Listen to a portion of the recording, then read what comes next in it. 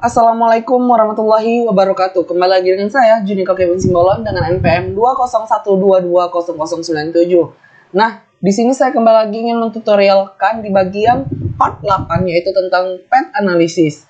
Nah, di sini saya telah memiliki 5 variabel, yaitu ada etos kerja, pengembangan SDM, kompetensi, self-efficacy, motivasi, kepuasan kerja, dan prestasi kerja.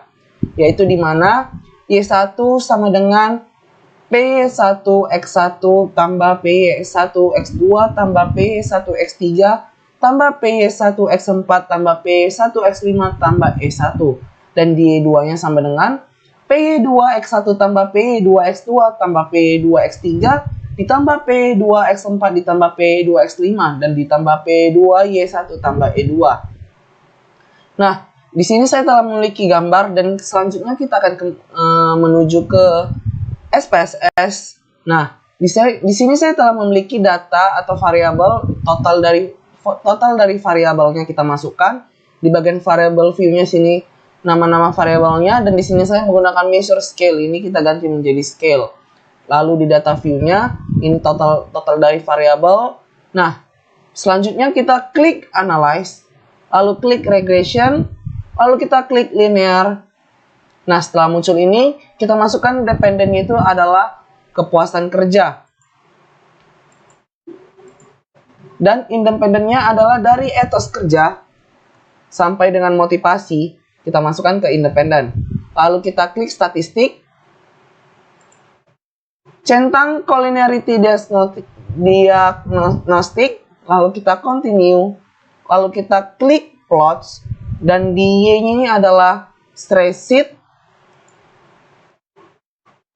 Dan di bagian X-nya adalah spread. Lalu kita centang histogram dan normal probability plot. Lalu kita klik continue.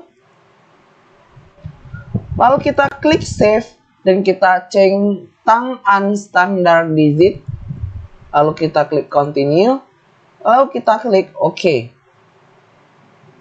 Kita tunggu hasilnya keluar.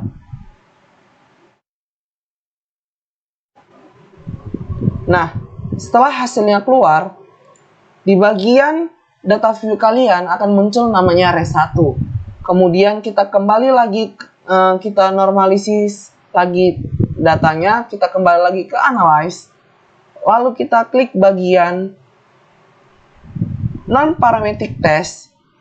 Lalu kita klik legacy dialog, lalu kita klik one sample KS atau satu sampel KS. Nah, di bagian test variable listnya, kita masukkan unstandardized residual res1. Lalu kita klik OK. Nah, setelah ini keluar, ini adalah 200, yaitu adalah berarti data yang kita peroleh adalah normal. Nah, kita kembali ke bagian SPSS-nya. Nah, di sini kita klik transform. Lalu kita klik compute variable. Lalu di target variabelnya kita ketik ABS underscore res1.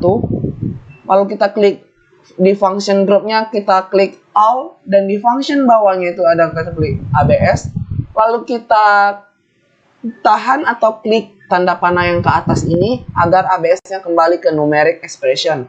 Lalu kita masukkan unstandardized regression yang telah kita dapat tadi. Nah, lalu kita klik OK. Nah, setelah ini keluar, kita kembali lagi ke bagian SPSS-nya. Nah, di sini akan tertera otomatis ABS res1 yang telah kita dapat. Lalu kita kembali lagi ke analyze. Lalu kita klik regression. Lalu klik linear. Lalu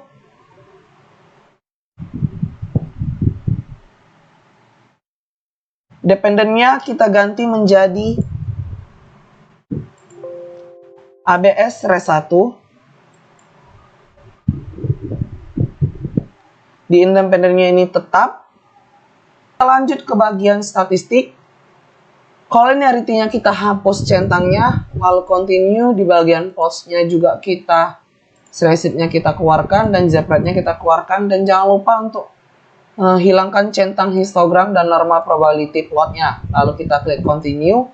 Lalu di bagian save-nya kita hapus centang unstandard digit-nya. Lalu kita klik continue, lalu klik OK. Nah, setelah ini selesai, akan terotomatis juga di bagian SPS kalian. Lanjut, kita klik Analyze, lalu kita klik Regression, lalu kita klik Linear.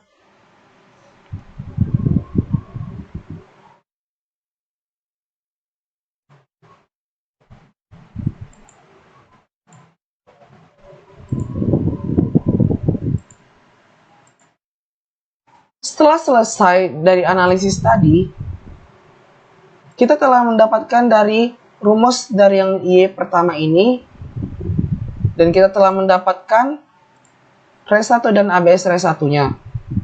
Selanjutnya, kita lanjut seperti yang tadi, yaitu kita klik Analyze, lalu Regression, lalu Linear. Di bagian dependennya, kita keluarkan dan kita ganti menjadi prestasi kerja. Kita masukkan prestasi kerja ke dependen. Lalu di independennya kita masukkan kepuasan kerja.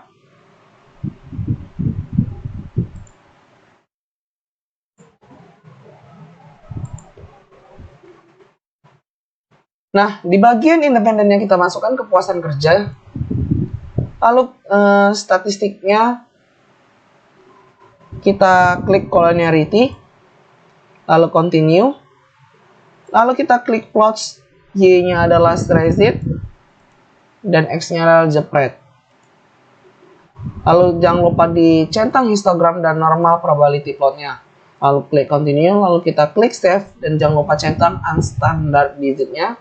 Lalu klik continue, lalu kita klik OK. Nah, setelah ini keluar, otomatis juga menjadi di bagian SPS kalian telah muncul res 2. Setelah res 2 muncul, kita kembali lagi menormalisasikan pengelolaan data yang telah kita buat. Kita klik Analyze lagi, lalu kita klik Non-Parametric Test, lalu kita klik Legacy Dialog, dan kita klik 1 sampel KS. Nah, di bagian 1 sampel KS ini kita ganti menjadi unstandard digit yang kedua untuk masuk ke test variable list-nya. Lalu kita klik OK.